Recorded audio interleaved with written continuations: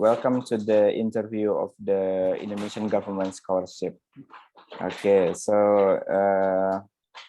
can you introduce yourself, please?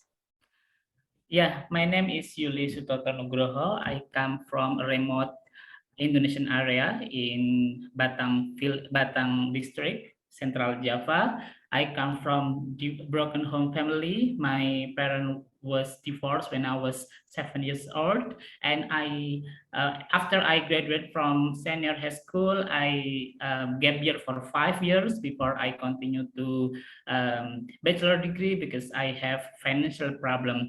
And then after I graduate from my bachelor degree, I continue my master degree using LPDP scholarship, and now I am a civil servant in Universitas Negeri Surabaya as a lecturer. Okay, so I see that you choose for PhD degree in abroad. Why you choose abroad? Because I would like to learn more about my field of expertise. I would like to be in technology education expertise, and I see that in abroad will give me more insight and also knowledge based on research, because I don't see any appropriate program in my in Indonesia. So I need to go to London because I found supervisor that is suitable for me, especially for technology education, and I would like to learn a lot. The second reason is because the rule of my institution, which is Universitas Negeri Surabaya, that push staff under 40 years old to go overseas, and I'm so excited to do this, and I would like and I hope that I can spread the visionary education to my college and also my students to go abroad too. Okay, that's all. You choose the Queen Mary University in London. Why you choose that campus? Yeah, because the first thing that make me choose Queen Mary University of London is due to the supervisor. I found a supervisor called Mary Luce Bouquet. She is expertise in the using of technology for education, and her home base is in electronic engineering, Queen Mary University of London. Actually, because the linearity of my previous study, which is electronic engineering education and also technology education, so I believe as a lecturer it is important to continue the study, which is it's relevant and also linear with the previous study. And the second one is I would like to be expertise in technology education, so it brings me to choose Queen Mary University of London. Although actually I can choose another university such as George Washington University, because I also got a letter of acceptance from there, but I don't think that this is the most relevant study program that I need to choose. That's why I pick Queen Mary University of London with electronic engineering study program and focus research in technology education. Oke, berapa lama kuliah di Queen Mary? Dari letter of acceptance yang saya terima yaitu 4 tahun. Dari fall 2022 hingga fall 2026. Oke, gimana cara kamu mendapatkan supervisor itu?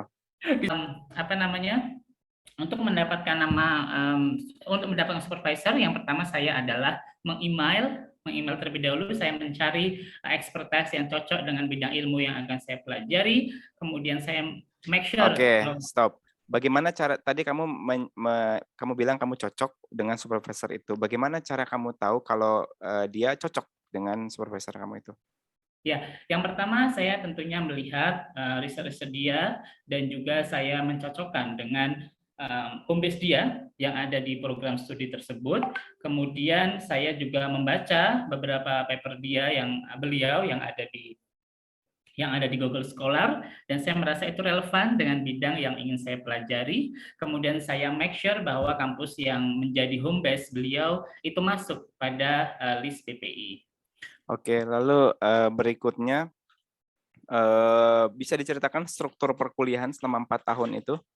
Baik, karena saya akan kuliah di UK, which is itu research base. Jadi dari tahun pertama hingga tahun keempat saya mostly akan melakukan research.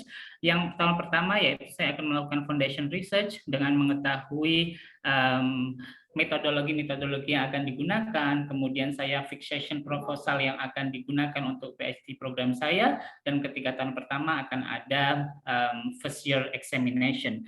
Kemudian tahun kedua saya akan menyiapkan materi-materi yang akan saya gunakan sebagai research, which is itu saya akan concern kepada video pembelajaran, saya akan menyiapkan video-videonya, dan saya juga akan mempersiapkan ethical research, di mana riset tersebut akan melibatkan manusia dan di luar negeri harus ada menyelesaikan ethical documents. Kemudian pada tahun ketiga saya akan melakukan pengambilan data, dan itu pengambilan datanya bisa mix, international, bisa saya lakukan dengan student yang ada di Queen Mary itu sendiri, ataupun di student around the world, termasuk Indonesia, karena saya akan menggunakan suatu teknologi bernama eye tracking teknologi, dan juga mungkin akan ada tambahan seperti facial recognition, dan itu sangat modern sehingga bisa digunakan secara remote.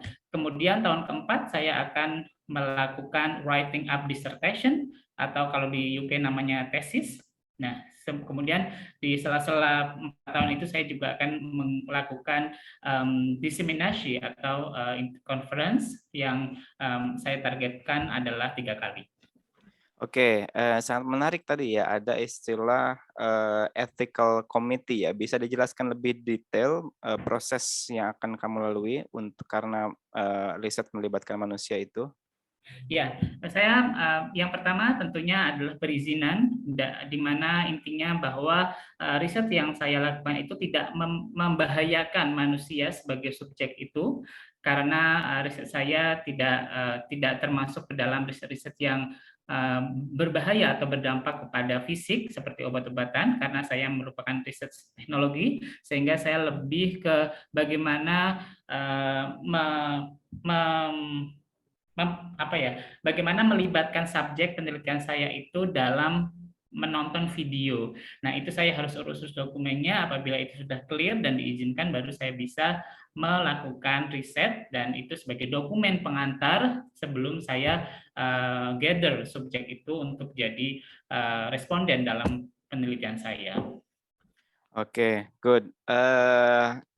Tiap berapa ada asesmen yang dilakukan selama proses PhD di Queen Mary itu bagaimana dan kapan? Mohon maaf. Asesmen atau penilaian atau ujian yang dilakukan selama di Queen Mary itu bagaimana prosesnya dan berapa lama? Baik, untuk assessment sendiri adalah setiap tahun, namun yang paling krusial adalah first year, karena itu adalah fondasi di mana saya perlu mempresentasikan apa final proposal atau proyek saya yang akan dilakukan selama 4 tahun ke depan, dan itu menjadi titik yang paling menentukan. Kemudian untuk tahun kedua, ketiga itu merupakan progres, yaitu ujian progres sejauh mana setiap tahun riset saya berkembang, dan kemudian tahun keempat adalah final examination, di mana itu ada sidang akhir seperti layaknya sidang di Indonesia, sehingga itu yang menentukan kelulusan saya atau gelar saya sebagai seorang doktoral degree atau mendapatkan gelar PhD dalam bidang yang saya tekuni. Oke, baik. Lalu berikutnya, topik yang akan kamu teliti tentang apa judulnya? Saya akan meneliti yaitu study of different video types, effect, on student understanding and student engagement. Jadi saya akan melibatkan banyak video, di mana video-video itu saya akan terapkan kepada student dan saya akan melihat efeknya seperti apa. Seperti contoh, video yang hanya melihatkan top of body, itu bagaimana efeknya kepada student, terus kemudian video yang lecture full body lecture itu seperti apa efeknya, terus kemudian video yang animasi itu seperti apa, video yang hanya berupa teks-teks dan gambar seperti apa. Dan dari video-video itu akan saya olah dengan menggunakan teknologi eye tracking teknologi, menggunakan eye tracking dan juga menggunakan facial recognition. Saya ingin melihat bagaimana reaksi siswa ketika menonton video-video tersebut, sehingga pada akhirnya saya akan mendapatkan suatu rekomendasi video yang bagus, yang layak untuk digunakan dalam distance learning. Dan itu penting karena melihat kemarin dunia digital sangat berkembang, dibuktikan dengan COVID-19 lalu bahwa pembelajaran bertransformasi dari konvensional menjadi online atau distance learning. Jadi saya merasa riset saya itu cukup relevan untuk perkembangan Indonesia di bidang pendidikan. Oke, sudah baca beberapa publikasi dari supervisor yang relevan sama topik riset yang akan diambil? Ya, saya sudah membaca dan itu relevan. Beliau juga meneliti kurang lebih hal-hal yang selaras. Beliau juga menggunakan seperti perbandingan lecture biasa dengan lecture yang digunakan oleh robot, dan beliau membandingkannya bagaimana respon dari audiens terhadap dua video tersebut. Oke, apakah kamu sudah punya publikasi yang berkaitan dengan hal tersebut? Saat ini publikasi saya masih dalam hal pendidikan secara umum. Riset saya saat ini saya sudah melakukan riset dalam hal bidang pendidikan seperti evaluasi pendidikan, kemudian online learning, terus kemudian aspirasi pendidikan. Untuk penggunaan alat tersendiri yaitu eye tracking dan facial recognition, saya belum menggunakannya dalam riset karena keterbatasan alat yang dimiliki oleh instansi saya saat ini, sehingga saya mempelajarinya melalui jurnal-jurnal, melalui YouTube, dan juga platform lainnya yang relevan. Oke, baik. Berarti belum punya publikasi baik di bidang internasional seperti Scopus misalnya? Oh, publikasi saya sudah memiliki 2 Scopus, dan ada beberapa jurnal internasional lainnya.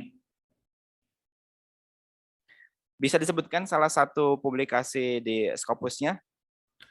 Baik, judul yang Scopus saya yang salah satunya adalah Future Educational Aspiration Electrical Engineering Student, dan juga ada perbandingan antara saya lupa, mohon maaf, nanti mungkin saya perlu cek lagi. Oke, nama jurnal yang diterbitkannya apa? IEEE, jadi itu adalah sebenarnya itu adalah publikasi proceeding IEEE, yaitu saya mengikuti conference di mana conference tersebut terindeks IEEE, dan paper saya selected untuk dipublish dalam proceeding conference tersebut. Oke, baik. Saya melihat di sini jurusan yang diambil, departemen yang diambil adalah electrical engineering ya, sedangkan background studi S1 kamu pendidikan teknik elektronika, teknik elektro, kemudian S2-nya pendidikan teknik dan kejuruan. Nah, bagaimana relevansinya supaya kamu bisa survive di departemen yang ilmu murni ini?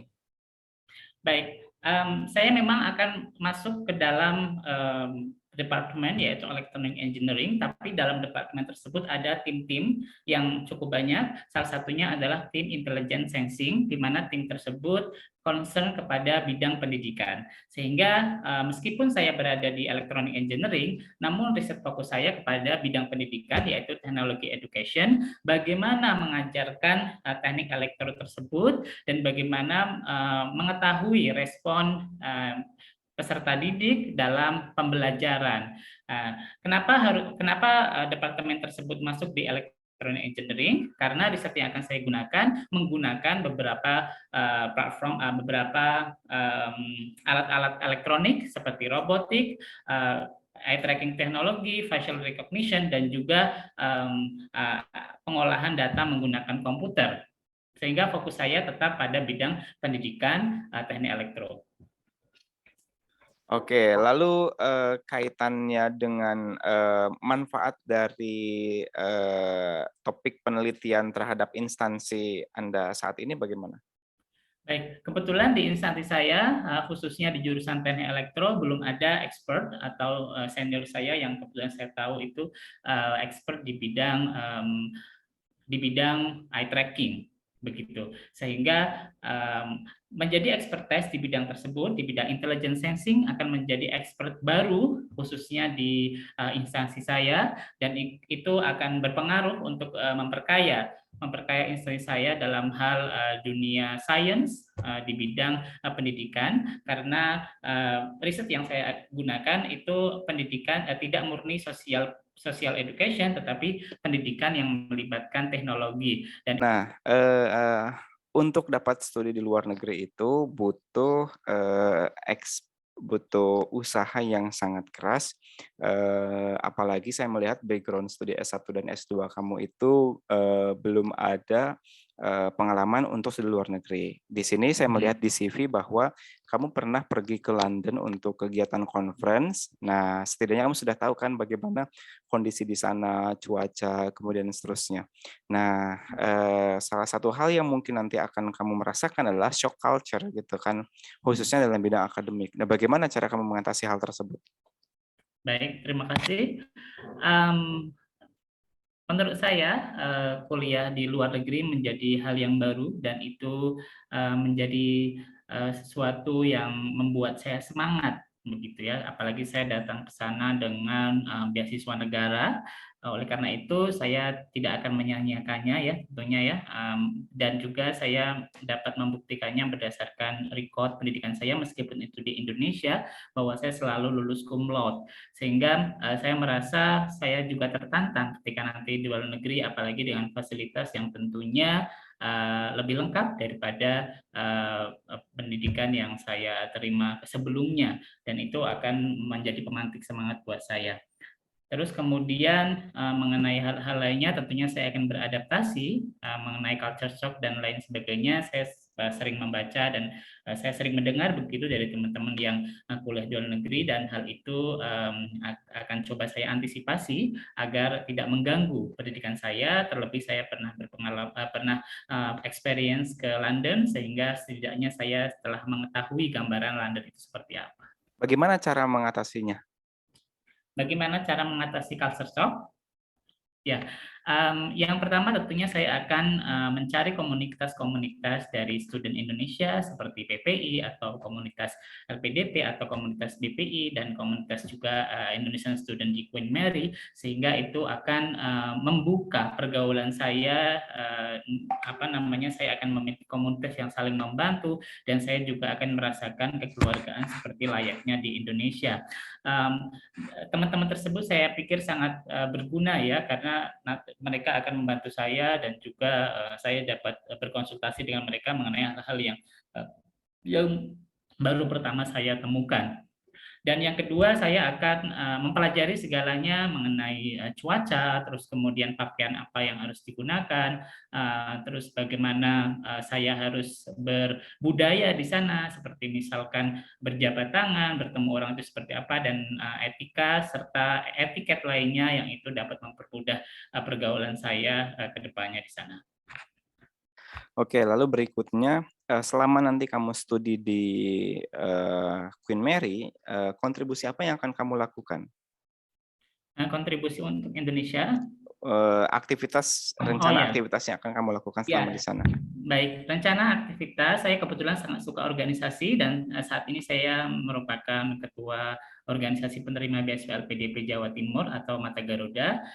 Tentunya ketika di sana saya juga ingin bergabung di komunitas, baik itu komunitas Indonesian Student di Queen Mary ataupun PPI yang ada di London maupun UK maupun di PPI luar negeri begitu. Saya ingin berkontribusi baik itu sebagai anggota maupun mungkin dalam tataran yang lebih tinggi lagi menjadi BPH ataupun menjadi ketua. Itu saya kurang tahu ke depannya, tetapi yang pasti saya sangat excited untuk mengikuti organisasi tersebut, Terus kemudian saya juga memiliki organisasi saat ini, yaitu Bidik Yatim dan Duafa. Saya berharap nantinya organisasi itu juga masih berkembang, sehingga saya walaupun raga saya ada di luar negeri, saya dapat berkontribusi baik itu di luar negeri sana maupun berkontribusi untuk Indonesia.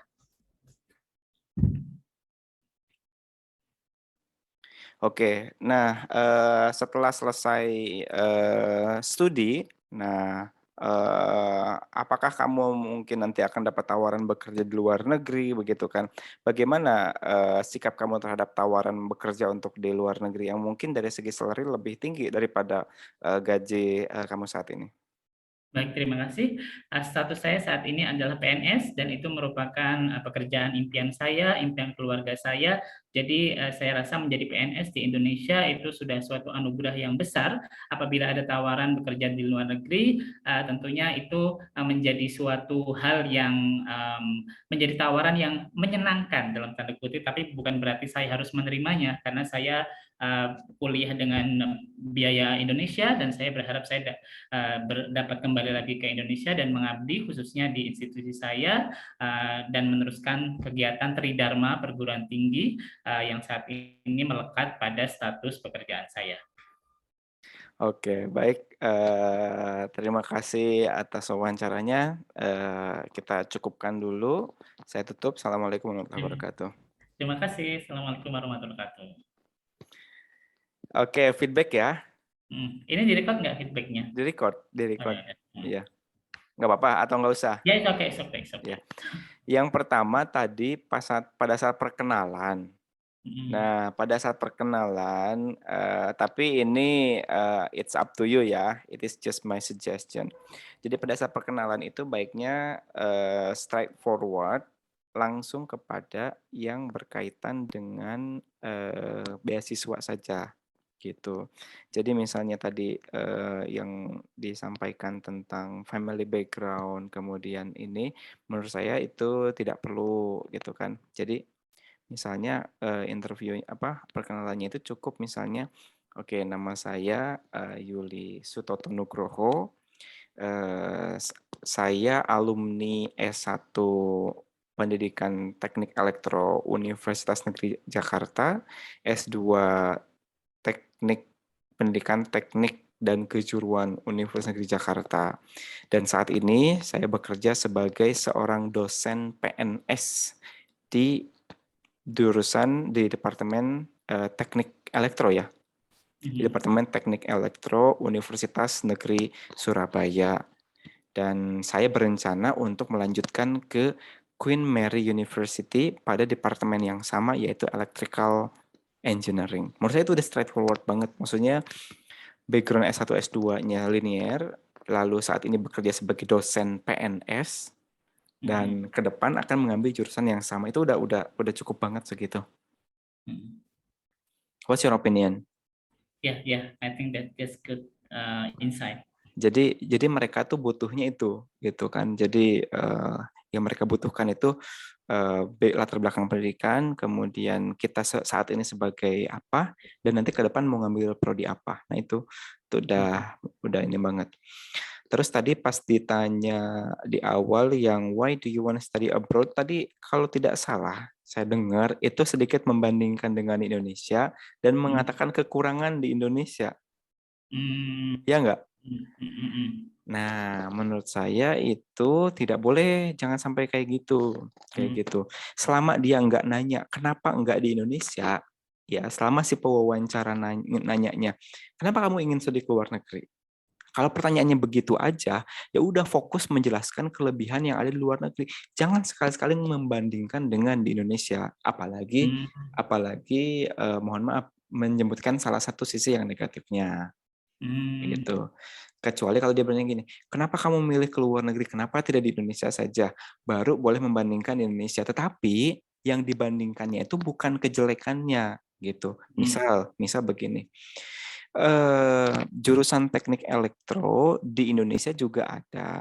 Misal contoh di Institut Teknologi Bandung atau misalnya di Surabaya sendiri misalnya ada di ITS gitu. Namun bukan berarti di Indonesia itu jurusannya kurang baik, tetapi saya ingin merasakan bukan hanya studi, tetapi pengalaman budaya, pengalaman academic culture, sehingga nanti pengalaman-pengalaman tersebut yang sistemnya agak berbeda dengan Indonesia bisa saya bawa dan bisa saya sampaikan kepada mahasiswa-mahasiswa saya. Nah, itu kan lebih elegan ya jawabannya ya. Iya. Kayak gitu. Jadi orientasi dari setiap jawaban kita itu diusahakan jawabannya itu ada sisi manfaatnya. Kayak gitu. Bermanfaat buat mahasiswa, bermanfaat buat tempat saya bekerja. Itu harus dimunculkan kata-kata itu. Setiap pertanyaan. What's your opinion? Kita diskusi ini, kita diskusi. Iya, benar juga sih. Benar. Nah, itu. Terus apa namanya? Itu yang kedua. Terus yang ketiga tadi soal tesis gitu ya. Nah, tadi kan menjelaskan sudah bagus ya tentang ini apa namanya tentang face recognition. Nah, tetapi tadi kekurangannya kaitkan bahwa misalnya nanti tesis atau disertasi ini setelah saya publikasikan bisa dijadikan rujukan bagi mahasiswa-mahasiswa di Indonesia, khususnya mahasiswa UNES yang saya ajar. Ketika nanti saya membimbing skripsi, Unesa. UNESA, sorry. Oh ya. Ketika saya nanti membimbing skripsi gitu kan, saya akan coba apa namanya mengajarkan juga kepada mahasiswa supaya ilmu yang saya peroleh, hasil penelitian yang saya peroleh itu bisa dielaborasi dan diteliti lebih lanjut oleh para mahasiswa sehingga dampaknya menjadi lebih besar. Nah, gitu. Jadi apa namanya seolah-olah pokoknya semua jawaban itu harus dikaitkan dengan manfaat kayak gitu. Nah, manfaat yang terdekat adalah manfaat instansi tempat kita bekerja gitu. Jadi jangan terlalu jauh. Nanti untuk masyarakat Indonesia begini-begini itu kan terlalu luas ya masyarakat Indonesia itu kan gitu.